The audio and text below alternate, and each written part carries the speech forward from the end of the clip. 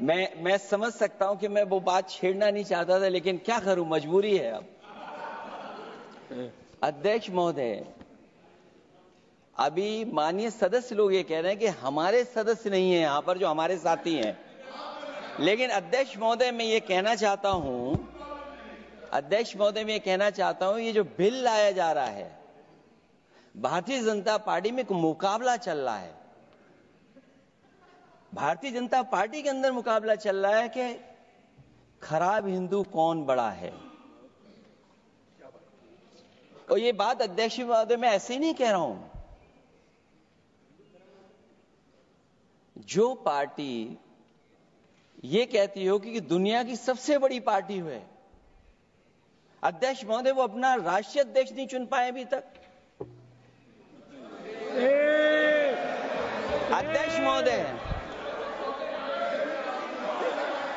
अध्यक्ष महोदय भारतीय जनता पार्टी क्या है?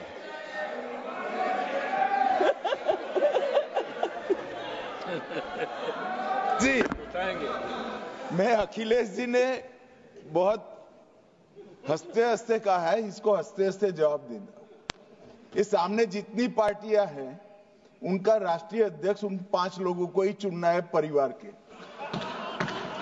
हमें माननीय अध्यक्ष जी करोड़ों सदस्यों में से 12-13 करोड़ सदस्य प्रक्रिया कर चुनना है तो देर लगती है। आपके यहां जरा भी देर नहीं लगेगी।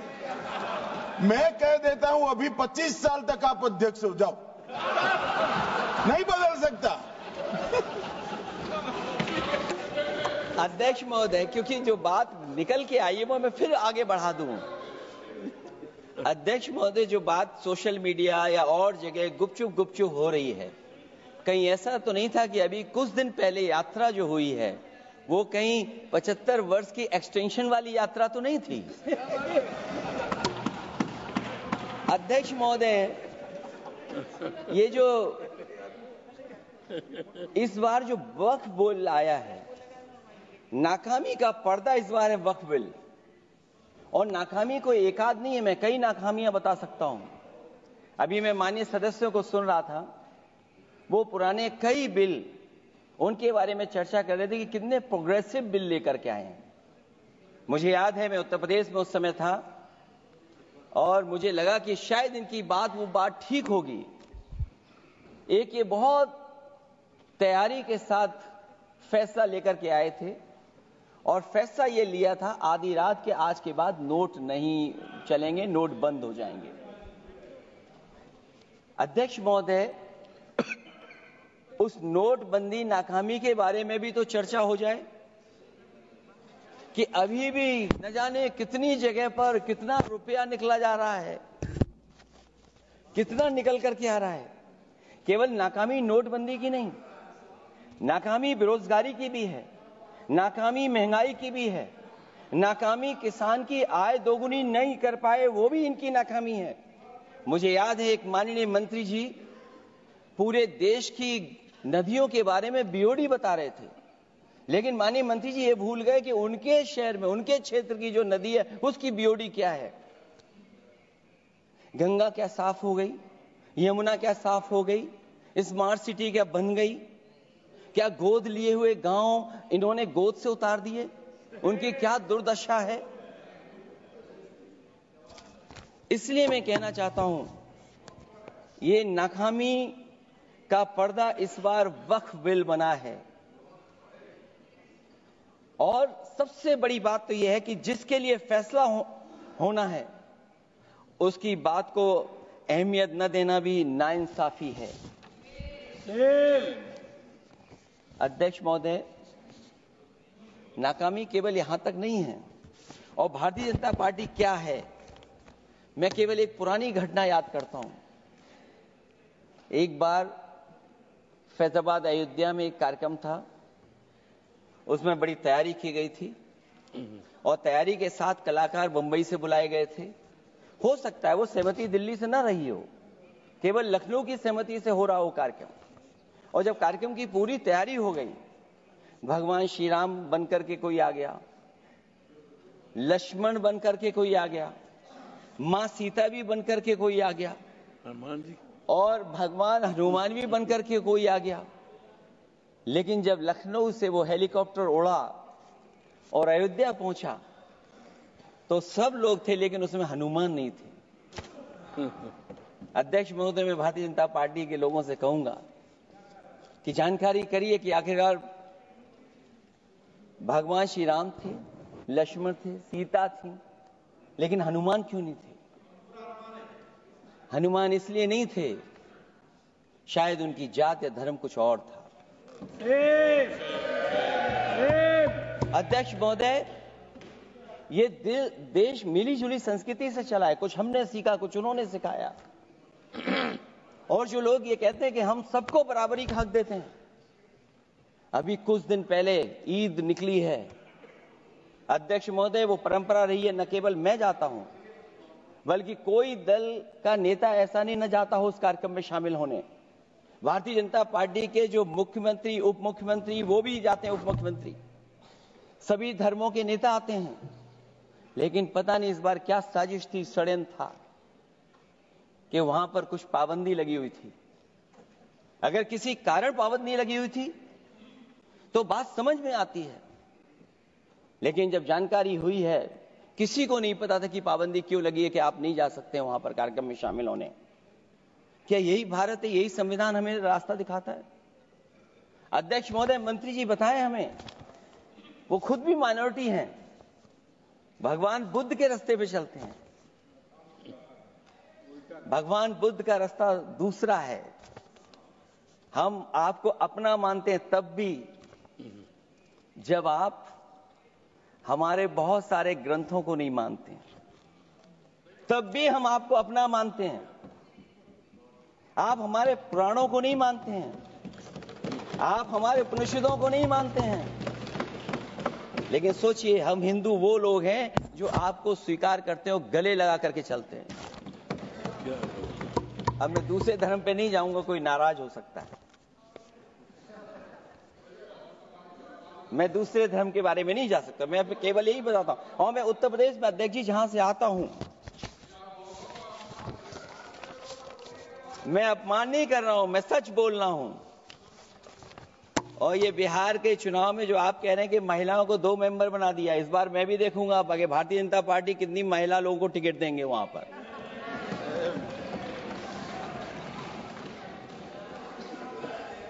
अध्यक्ष महोदय, भाजपा जब भी कोई नया बिल लाती है तो वो अपनी नाकामी छुपाती है। भाजपा वाले मुसलमान भाइयों की वक्फ की जमीन चिन्हित करने की बात कर रहे हैं, जिससे महाकुंभ में जो हिंदू मारे गए हैं या खो गए हैं उनको चिन्हित करने की बात पर पर्दा पड़ जाए। अध्यक्ष महोदय, मुझे खुशी इस बात की कि हमारा धर्म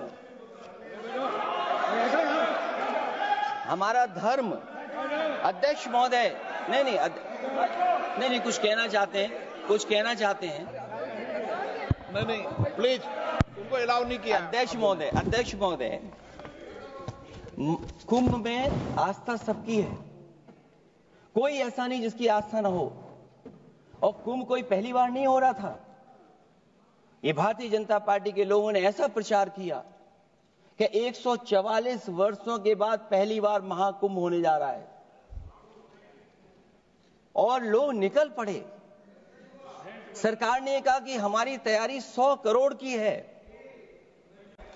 आप कहते टेक्नोलॉजी का हम इस्तेमाल करेंगे, जमीनों को हम मैपिंग कर करके डेटा एंड रिकॉर्ड ठीक करेंगे।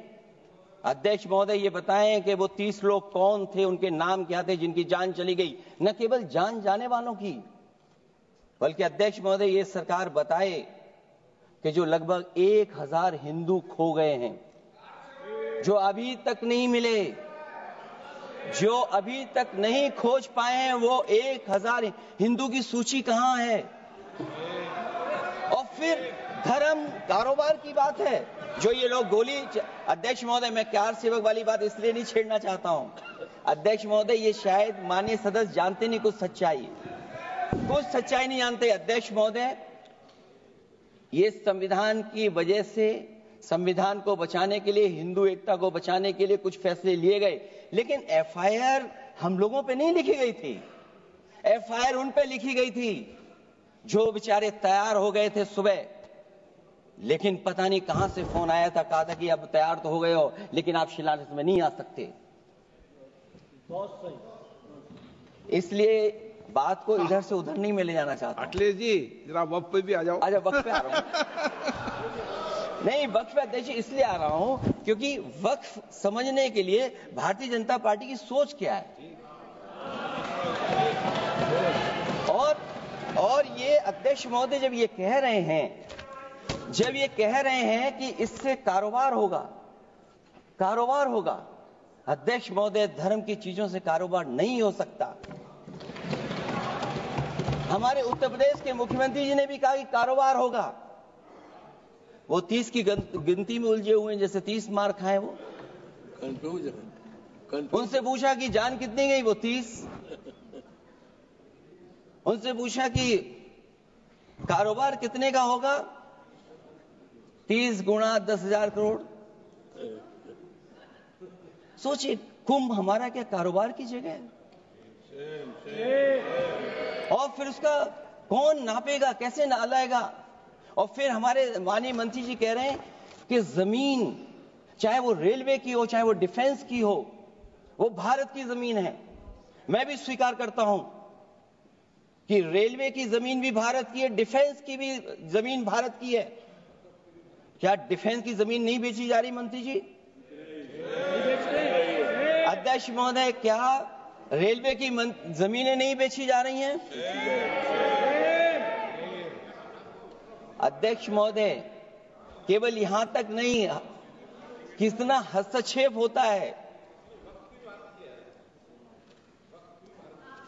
वक्फ भी भारत के, इसीलिए तो कहीं ना कहीं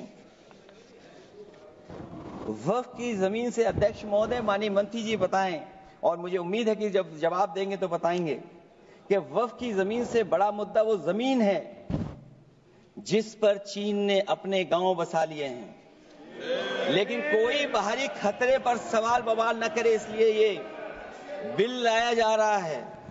और माननीय मंत्री जहां से आते हैं, जिस प्रदेश से आते हैं, कम से कम ये तो बताएंगे कि वहां कितने चीन ने गांव बसा लिए, घर बन गए हैं। अध्यक्ष महोदय, आपके माध्यम से सरकार गारंटी दे कि वक्फ की जमीन कभी भी किसी भी पैतरेबाजी से किसी और मकसद के लिए किसी और को नहीं दी जाएगी। वक्फ की वर्तमान व्यवस्था में चाहे 5 साल के धर्म पालन की पाबंदी की बात हो, या कलेक्टर से सर्वेक्षण के हस्तक्षेप की बात हो, या वक्फ परिषद या बोर्ड में बाहरियों को शामिल करने की बात हो, इन सब का उद्देश्य मुस्लिम भाइयों के सार्वजनिक अधिकार को छीनकर उनके महत्व और नियंत्रण को कम करना है। ट्रिब्यूनल के निर्णय को अंतिम न मानकर उच्च न्यायालय में लेकर जाने की अनुमति देना दरअसल जमीनी विवाद को लंबी न्यायिक प्रक्रिया में फंसाकर वक्फ भूमि पर कब्जों को बनाए रखने का रास्ता खोलेगा।